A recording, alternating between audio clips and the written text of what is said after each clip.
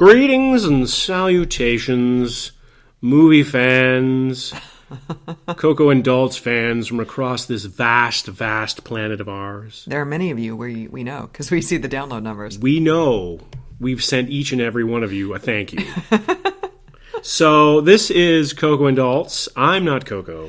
And I'm not Daltz. And on this podcast, we like to talk about many things, many interesting things. Some things we like to talk about are not very interesting. But, don't say that. What's wrong with you? But this week, on this episode, we will talk about a very interesting topic. Because we were so successful in our podcast when we talked about the best movies of 1995 and their place in the 1996 Oscar race. No, it was the 94 movies and the 95 Oscar race. Okay. Sorry, I messed that up. So, because we had so much success, and I remembered it so clearly, why it was the way it was, we're going to go and do that again. So, the best movies from 1997 as honored at the 1998 Oscars. What? I mean, this is the 20th anniversary. So this is the 20th not? anniversary. This is why we're doing it, because we're all about celebrating anniversaries. What is 20 anyway? Is that China or is that celluloid? Oh, yeah. Sure. That's what it is. Let me look that up while you Okay, well, keep talking. Tell people what we're doing here. So the movies that we are going to talk about in terms of which ones we think were the best. So the nominations for the Best Picture of 1997, which would have been honored in the 1998 Oscars. Am I annoying you with that point, or No, I just feel like you're taking a very roundabout way of describing things. It's because I'm trying to buy time because I can't find the list on the. Okay, so the nominees for Best Picture in the 98 Oscars were Titanic, Good Will Hunting, As Good as It Gets, The LA Full Monty. Confidential, and The Full Monty. Yes. So you knew them, so I didn't need to go to the list, apparently. Okay. So Well, that's because we've talked about it over the past couple of days, so I just remembered. So the winner of the Best Picture of 1997 at the 1998 Oscars. How many people have turned off by now because you keep saying that? Do you think there's anybody left? No, that's true. Titanic won for Best Picture, as if nobody knew that. Yeah. And but do we really want Titanic to be the winner? That's what I want to know. So you talk. Yeah, I don't agree with that whatsoever. I think Titanic is vastly overrated. I agree with giving James Cameron Best Director. I know it's slightly controversial giving somebody Best Director and then not giving that same movie Best Picture, but I agree with giving him Best Director just in terms of like the scope of that project that he undertook and all the technical stuff that went along with it. And it really was kind of a feat. But the movie itself was, pretty boring. My ass fell asleep at the 2-hour mark and the boat hadn't even hit the iceberg yet. And the love story... Did you go to a drive-in? You were on a donkey? No, I was actually in a theater. Oh, not that ass. No, my kind actual of ass. bottom. Oh. And to keep it PG-13 for the kids. Yeah. And so we don't have the E tag for explicit. We don't want the E tag. And the love story just wasn't compelling. I didn't buy it. I didn't buy Jack not being able to get on the door in the ocean at the end of it. Like, the song was awful. Kate Winslet wasn't that big. She didn't need to take up the whole Right. I know that James Cameron has come out flotsam. since then and tried to explain like how two bodies would affect the buoyancy of the door, but nobody's buying that, Jimmy. So here's the thing. When your life is on the line, Yeah. you're probably going to try it. Right, exactly. Like when the alleged love of your life, who you've known for 3 days, is in the frigid North Atlantic, maybe scoot your ass over. Yeah. I'm just saying. Yeah. So. And there was some scenes that were cut out of that too. I think when she was eating grapes or something like that and he was sitting there unable to get on the door, freezing. You remember that part? Oh, yeah, totally. Yeah. And he was still fanning her with like the giant leaf, though, while she was eating the grapes. And she had one of those things that you put in your gloves when you go skiing. Oh, yeah, like the lump of coal or whatever. Yeah, and she had one of those, and he was cold and had the frosty nose. Like threw it at his head and was like, "Get back in the water." Those were on the cutting room floor. Those scenes, right? Totes. Yeah. So, well, and also that movie in those days, for people who were not alive in those days, because it was 20 years ago, that there was a lot of hype surrounding that movie going in because James Cameron had gone way over budget. I think it was $200 million or something like that at the time, which in 2018 dollars is a lot. Well, not unless you're... I mean, if you're a Marvel movie, that's pretty standard, but, For a love story with a ship. Right, exactly. So... Not so much. Yeah, the best thing about that movie is anybody who has ever watched The Young and the Restless will know what I'm talking about. Victor Newman played John Jacob Astor, and he popped up in the first 5 minutes, and I was like, oh, that's Victor Newman! Because my grandma loved The Young and the Restless, and I've seen it a time or two. So that was the highlight of that movie for me. Was Victor Newman. So I went to see Titanic on the day it opened, not because I was standing in line or anything like that, but it was just like, oh, that's what movie am I going to go see? Oh yeah, okay, Titanic. Let's go see that. So I was not caught up in all the hype in terms of it's the best love story anybody's ever seen, and Leonardo DiCaprio and Kate Winslet and special effects and Billy Zane and all that sort of stuff. I wasn't caught up. I went in there sort of, in those days, the internet and Twitter and all that sort of stuff was... there was no Twitter. There was no Twitter, and the internet was in its infancy in terms of reach and that sort of thing. So there wasn't all this buzz, constant buzz. You read the newspaper, and then you thought, maybe I'll go to the movie. Right. So I went to it with a little bit more of an objective perspective, perhaps, than somebody who went 2 weeks later or even a month later. Mm-hmm. And I thought it was fine. I thought it was long. Yeah. My mule also fell asleep during the movie. But it was interesting enough, and it was, I don't know, because Titanic sunk off the coast of Newfoundland and there was a Canadian connection there, and I thought, well, maybe there'll be a Canadian guy, he'll show up and it'll have a different ending.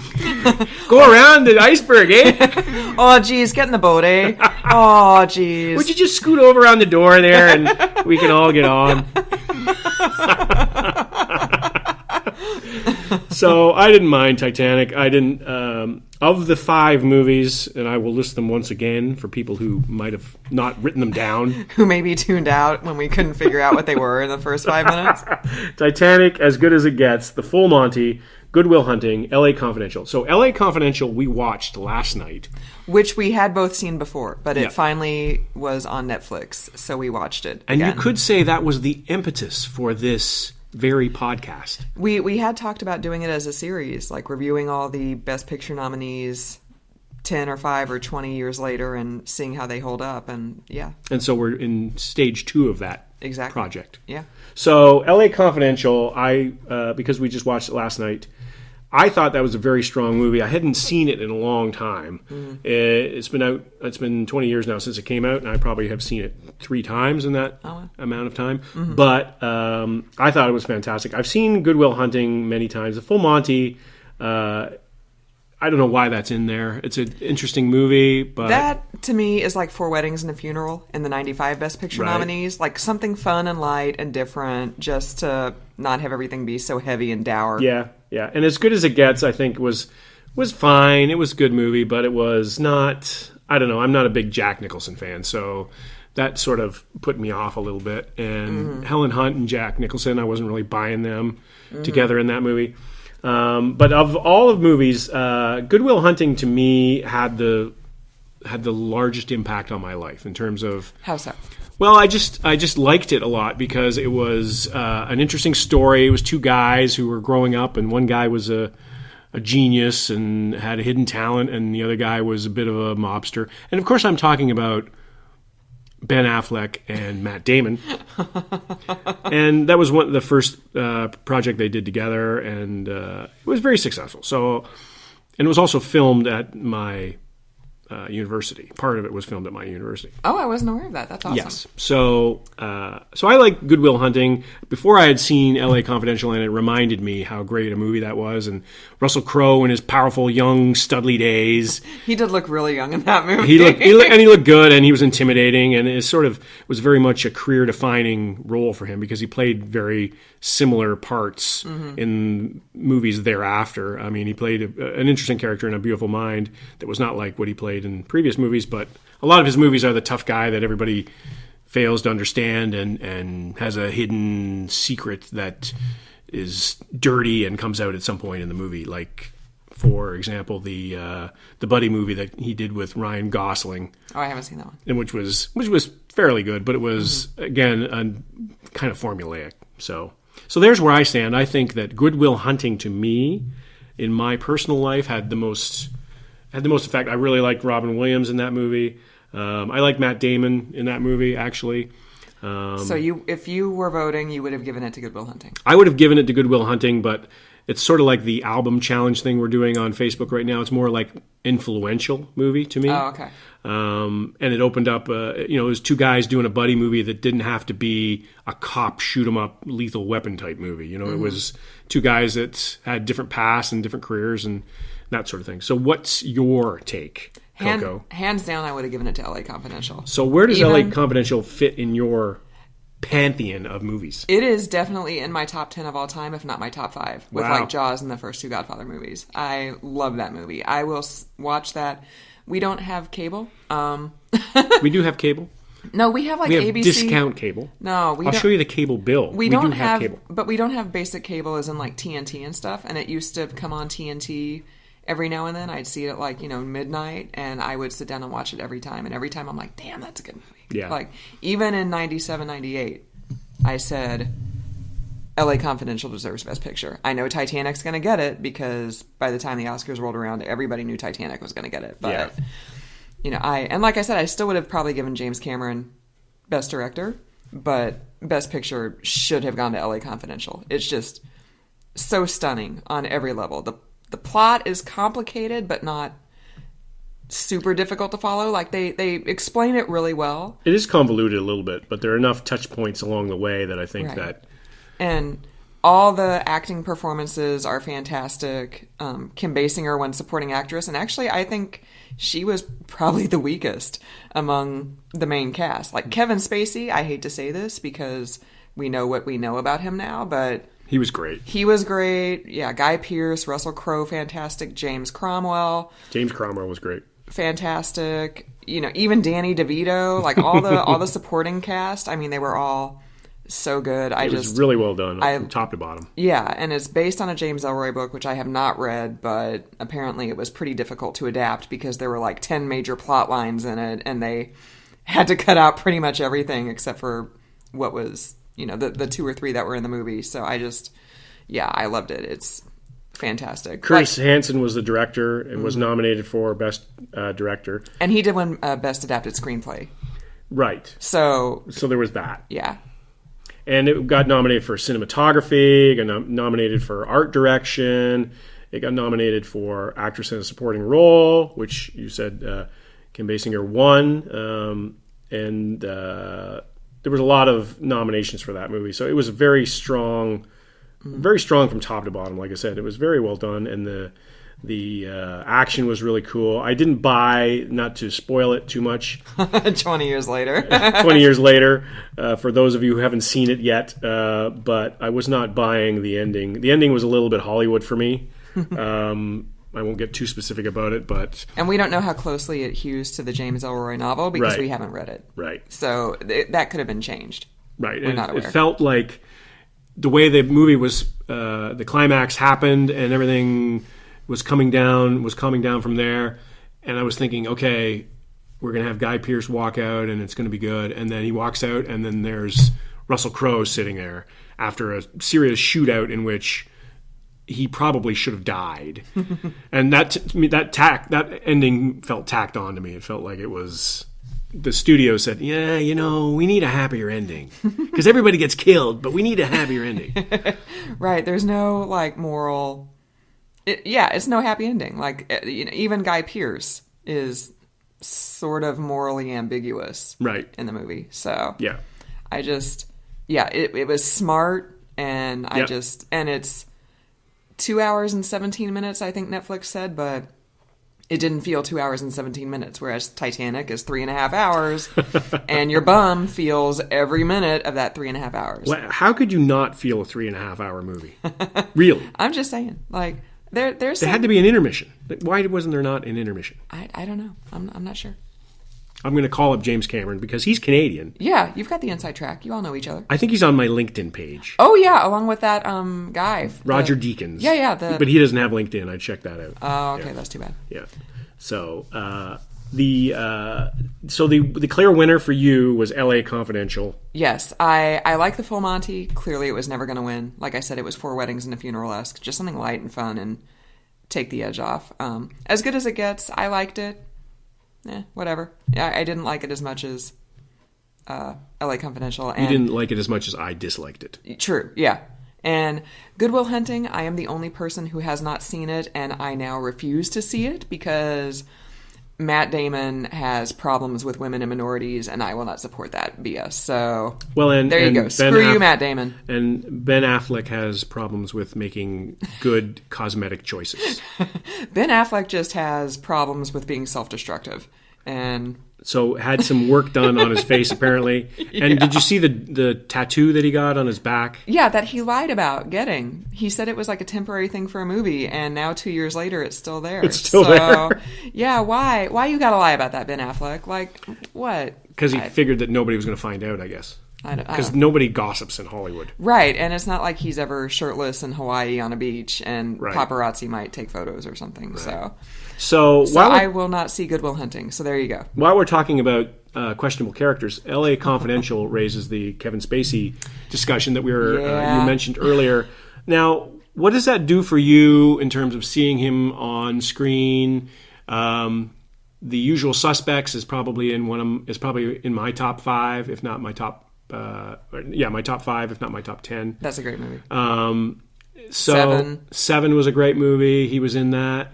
What's in the box? What's in the box? American Beauty. American Beauty. So he had a streak in the 90s where he was just on fire. He was really good. He had some, and Glenn Ross, which was one of my favorite movies, play. What is your take on watching people like this now, looking back?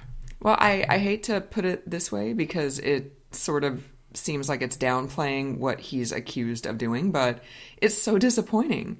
Like we said, he had that major streak of like 5 or 6 really, really fantastic movies in the 90s, and now they're tainted. They're tainted. I still enjoy L.A. Confidential, but he was so good in that, and all I could think was, oh, damn, Kevin Spacey. Yeah, what happened, man? Why'd you got to go do that? Right, exactly. Like, this sucks. And with Woody Allen, I love Midnight in Paris, but, now I can't watch any Woody Allen movies anymore because of what he's accused of. So, and I understand that there are a lot of people who are accused of things or who have done things that we will never know of because that's the nature of that business. Things get hushed up and whatever, but it really sucks knowing that something that you like so much is, like you said, just tainted. What about you? I'm of similar mindset, but I'm probably not as hard about it as you. Like I was disappointed, and obviously there are awful things that these people have done, and you can't excuse them. But at the same time, it just I feel more for the people around them that were in that movie, like Russell Crowe and Guy Pearce and Curtis Hanson, the director. Like they create this piece of work, and they're not endorsing anything that these people are doing. They're certainly not facilitating it or anything like that, or passing it along. But it's disappointing for those people, and so to me, it's more of the I would not turn it down because they are in it, but I'm not going to. I think the way to go about it now is the way that. So these people aren't going to be in movies going forward, or it'll be a lot more difficult for them to get movies made, etc., which is the way it should be now that we know that these things have happened. But yeah, it's a difficult spot because it's art, and there's so many skeevy people in throughout history, like painters and sculpturists and composers, musicians. I mean, we're looking at some musicians now feeling the heat for some of their behavior, whereas when you look at Led Zeppelin. And some of the stuff that they did, Jimmy Page was going out with a 14-year-old at one time. Right. And so in those days, that's just rock and roll. And people sort of see it that same way now, a little bit less enthusiastically than they did before. But it's still the same problem. It's still not good behavior. Right. Well, and then if you want to talk about skeevy behavior, like Brad Pitt in the 90s was 26, and he was with Juliette Lewis, and she was 16. I mean... Where do we draw the line on Brad Pitt movies now too? Like, Am I not going to watch Thelma and Louise? Like, Yeah. I mean, you know, I hate to make this all about me because I am not a victim in any of this, but I'm still going to watch LA Confidential and enjoy it, but every time Kevin Spacey is like, Rolo Tomasi, I'm going to be like, why, Kevin Spacey? Why? Yeah. Oh. That's more or less where I am too, is that you just get there and you watch the movie and then you're reminded of the person's personal life. You're able to check, for the most part, people's personal lives into the background when you're watching a movie. There are obvious cases like Tom Cruise or other people that are outsized personalities and have outsized personal lives, and you're sometimes unable, at least I am, to separate that from the act that they are doing, the acting that they are doing. But there are other times when it just becomes, oh yeah, right, I shouldn't, what am I doing watching this movie? He's terrible. Right. You know, it's not as obvious. So it's a difficult position to be put in. Yeah. And then I feel bad. I'm like, well, now I'm boycotting Good Will Hunting because Matt Damon has problematic views on Me Too and on minorities, and he's not publicly been accused of actually doing the stuff that Kevin Spacey has been doing, which is clearly way worse. So right, and where does the line get drawn? Right, on all this sort of stuff. And then I think of Gus Van Sant, and I think of Robin Williams, and I think of some of the other people that were in that movie, and put their every effort into it. So yeah, it's a difficult spot to be in. Well, and then it also is difficult too because, like with House of Cards, originally they were saying, well, maybe the entire House of Cards final season would just get scrapped because of Kevin Spacey, and now great, now all those cast members and crew are out of jobs because one guy is a horrible alleged person, right? And that's what gets lost in this a lot of the time is seeing the cast. You see, what is it, 5% of the people that work on a movie or 10% of the people that work on a movie are actually on the screen. The rest of it, when you sit there in the movies, as we do, and watch the credits go up until the end, there are a lot of people involved in making a movie. Right. And so if you have somebody of questionable character in that movie and all of a sudden they're tainting the movie and people don't want to go see the movie, you're ignoring the work of all those people. Right, like if the final season of House of Cards had been canceled, Robin Wright's going to be fine. She's got plenty of money. Right. But, the key grip who needs his paycheck to pay the mortgage and to put food on the table for his kids. Right. I mean, he's screwed. Like, he's got to scramble to find another job. The gaffer. Yeah, exactly. So it's definitely an industry. Like, that's a friend of mine who is an actor. It's definitely something that it's a working person's industry. So you make a paycheck and you go paycheck to paycheck. It's not like people think of Hollywood and they think of all this glamour and you're making money all over the place. Right. So for a lot of people, it's just a job, and it's something they go to, and then they come home and they say, well, what'd you do today? Well, I held the boom mic for 4 hours. Right, totally. And I got union scale. It was probably a pretty good wage, decent compared to what most people make, but compared to Hollywood, it's not a great amount of money. So these are the people that are more affected by these kinds of things than the everyday actor, the superstar actors. Right. Like when the writer's strike happened, 10 years ago or whatever, and everything just completely shut down. There was no production on anything. I remember my mom got all mad, and she's like, why is the news covering this? This is, BS. And I was like, the LA economy is losing millions of dollars a day because these people aren't getting paid. And therefore they can't put gas in their car or buy food or go to the Gap and buy jeans for their kid, for their school uniform or whatever. This is a big economic deal. This isn't just Robert Downey Jr. wants another $10 million for playing Iron Man again. This is kind of a big deal for the economy out there. Yeah. And that's the, fifth biggest economy in the world, California? So it's, yeah. So I think now that we've come, we've fully extended this version of the podcast, this episode. How did we end up starting with Best Picture nominees and talking about... Because we're all about smart discussion here, Coco. That's true. On Coco and Daltz. Hashtag smarty pants. Smarty pants. Hashtag not wearing any pants. Yeah. So in summation, the 1998 Oscars for movies released in 1997. Oh my God.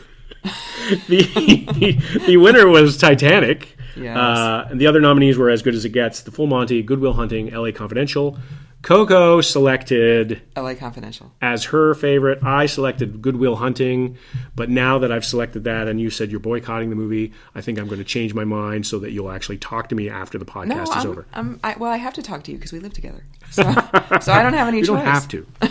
I've seen it happen. Well, that would be awkward. That would be awkward. Speaking of awkward, we're going to wrap this episode up. All right. So thank you again for joining us for another week. I'm not Coco. And I'm not Dolls.